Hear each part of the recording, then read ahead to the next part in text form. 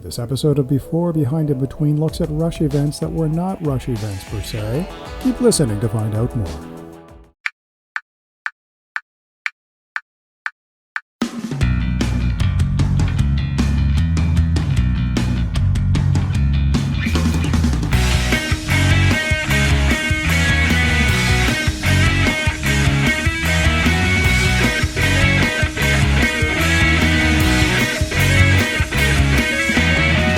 Podcast starts now.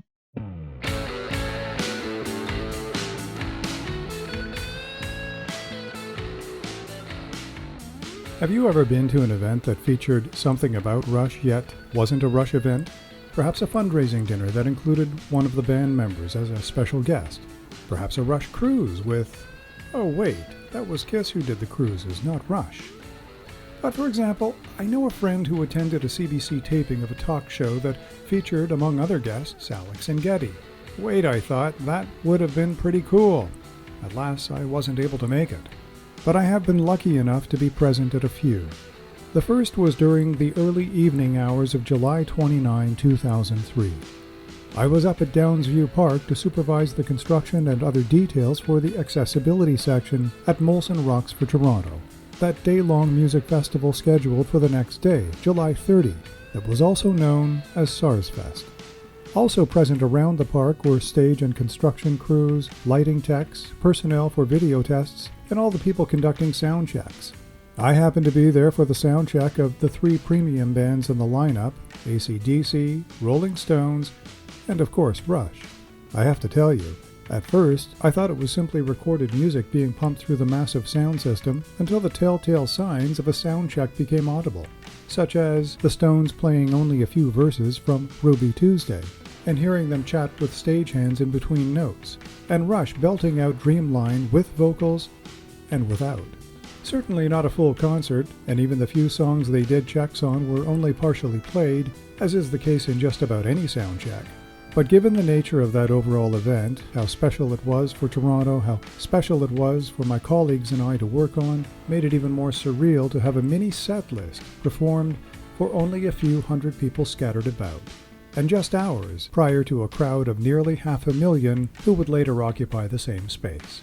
All in the sweet hours of a hot July evening, with a sunset that was a collage of red, orange, and pink hues. That was my first non-Rush event. Another event references the post-R30 timeframe.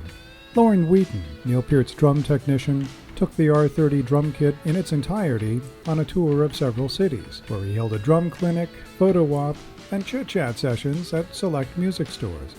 I attended the event on November 14 at Just Drums in the north end of Toronto. This style of tour was repeated with subsequent custom kits, but Lauren and the R30 kit in 2005 was the first tour of its kind. And it was cool. Dave, the proprietor of the store, warmly welcomed everyone and introduced the 2 stars of the show. The first was the R30 kit fully assembled. The gold-plated hardware, the revolving riser, every cymbal, pad, and drum assembled by Lauren as though Neil would have been playing himself. The other star that evening was Lauren himself, who went through a ton of conversation trajectories with us about the kit, about touring, and about so many other things. We got a chance to meet him, and he was really cool. But to get up close to that kit, feel the laminate on the drum shells, tap a skin or 2 was a special experience. On top of all of that, the sponsors were significant, and the merch they brought along, including a handful of free posters and branded trinkets, are all items I still cherish today. So events that focused on things about Rush, or featured Rush in some way, yet were not in and of themselves Rush events. I'd love to hear some of your experiences. Drop me a line and we might feature some on an upcoming episode. Until then, visit stephenchristiansen.ca for more episodes. This podcast is available on all major streaming platforms and apps, including Anchor, Spotify, TuneIn, Apple Podcasts, and Google Podcasts. I'm Stephen Christiansen. Thanks for listening.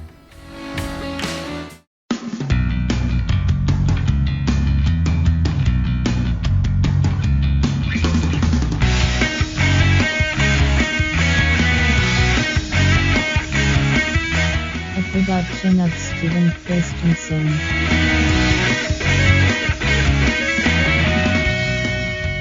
Podcast complete.